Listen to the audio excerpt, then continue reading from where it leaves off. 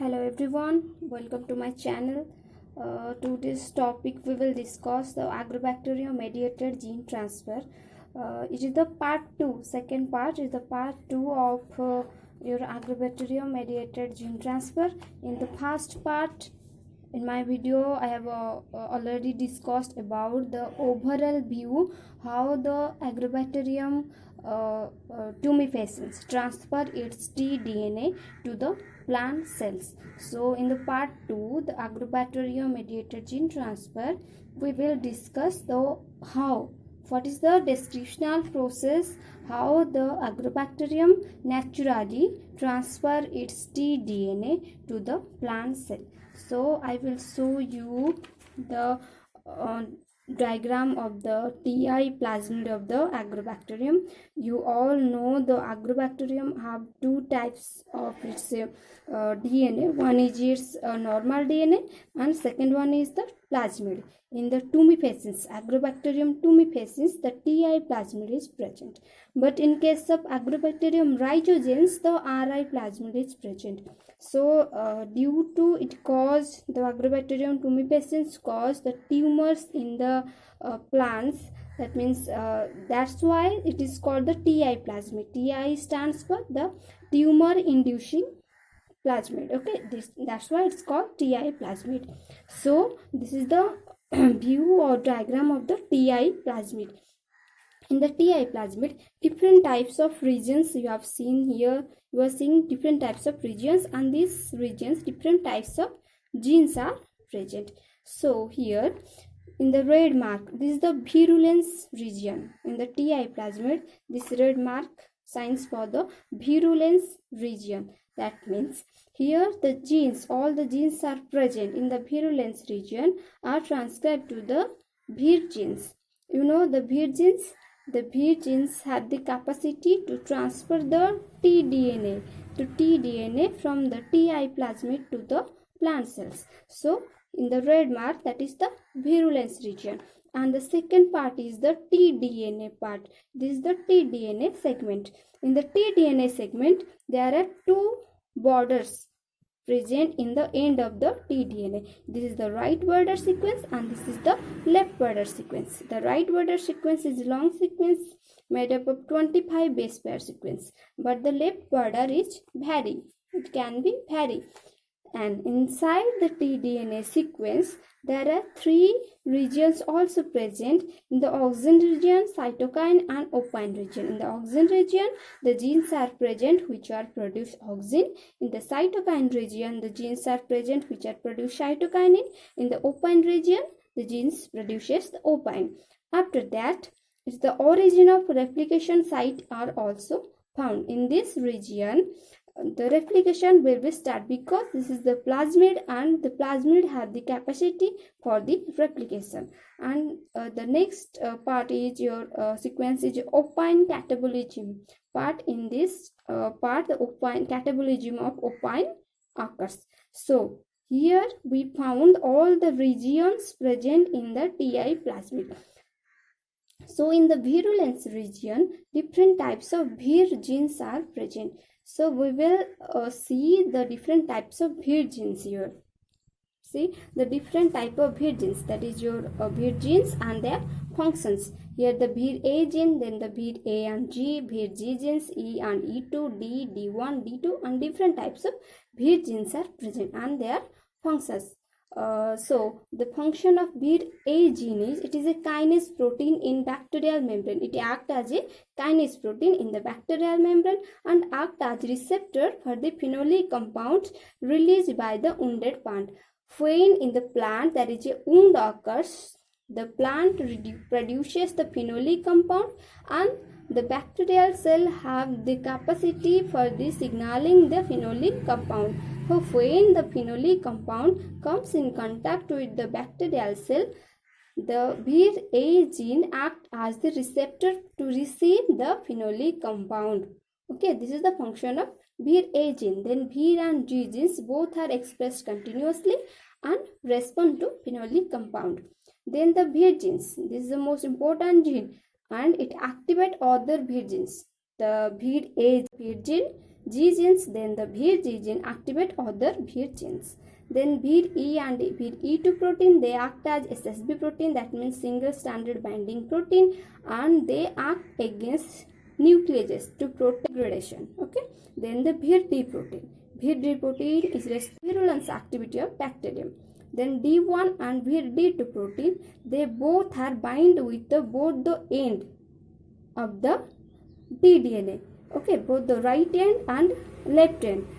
So the VD1 helps the VD2 to bind with the right border sequence of the tDNA. That means the VD2 attaches with the right border sequence and the VD1 attaches with the left border sequence.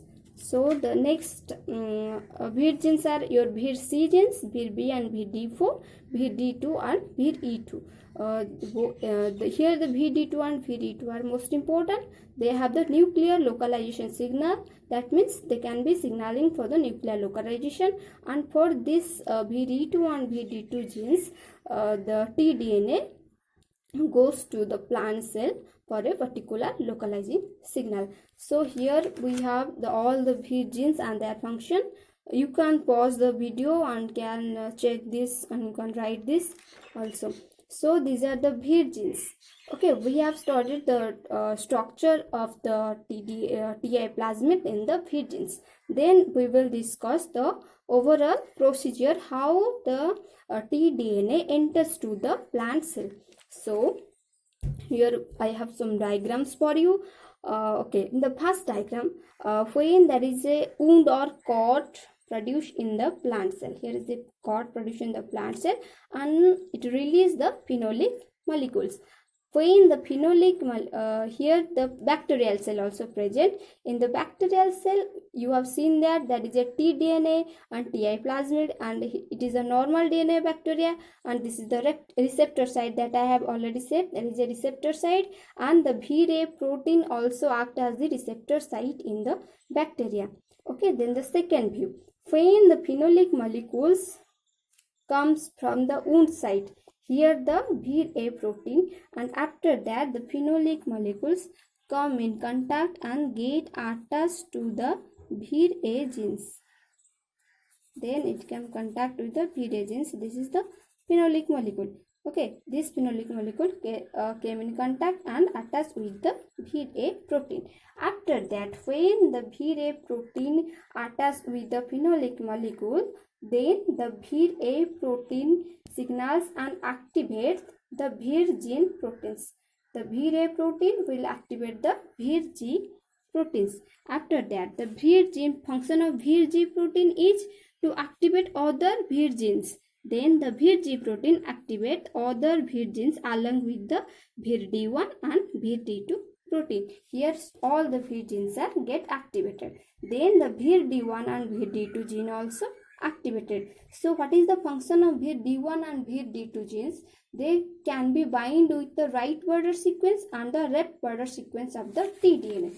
So here the right border sequence and here the left border sequence in the total Ti-plasmid, and it is the tDNA region. So the VD2 protein attached with the right border sequence where the 25 base pair of long sequence, and the VD2 protein attached with the left border sequence. Okay, here the opine region, cytokinin and auxin region, they both the VD1 and VD2 protein attached with the right border and left border. After that, in the second part,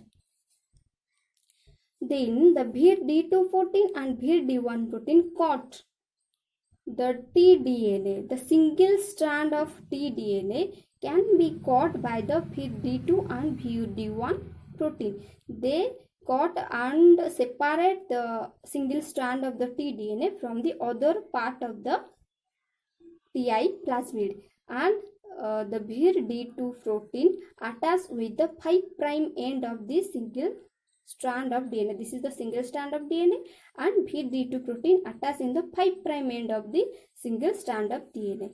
Okay, after the removal of the single strand of tDNA from the other part of the Ti-plasmid, then it binds with the VRE protein, that is your SSP protein. As I said you, the function of VRE protein is to bind with the single strand of DNA, which can be prevents it from the degradation.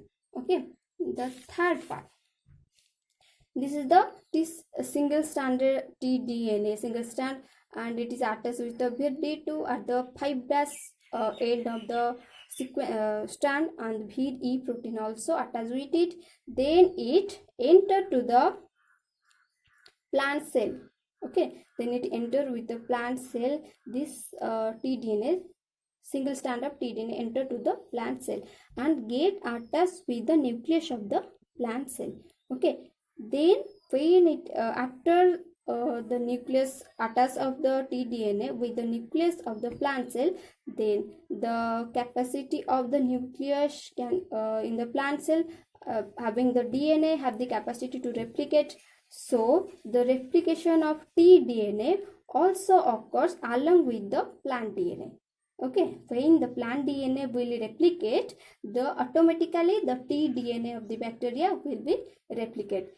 What will happen? The replication of tDNA occurs, then more amount of DNAs are also present here. It is a genuine function of the DNA, normal DNA of a plant cell. It can be produced the auxin and cytokinin cells. So when the tDNA get attached with this normal DNA, and you know the function of tDNA is produce auxin and cytokinin in more amount. So what will happen? As a result, more amount of auxin and cytokinin produces in the plant cell. So here we will found more amount of auxin and cytokinin. So what will happen then? In the wound cell, in the part where the wound occurs in the plant, here the cells which will produce the auxin and cytokinin will increase in number. So in the here the auxin and cytokinin producing cells will increase in number. So what will happen? You know, auxin and cytokinin are both growth hormones. Okay, that's why it will grow the cells in the point of where the wound is occurred. This is the wound site, and in the wound site the auxin and cytokinin will produce in much more amount, and the cell will growth and will produce the tumors. You know what is tumor? The abnormal growth of cells. When one type of cell, that means auxin and cytokinin producing cells, will develop or increase in more number, then they will produce the tumor, and this tumor is called your crown gall disease. Okay, this tumor we will call the crown gall disease. So this is the process how Agrobacterium tumefaciens causes the crown gall disease in the tobacco plants by natural manner. Okay, hope you all understood this video. Thank you.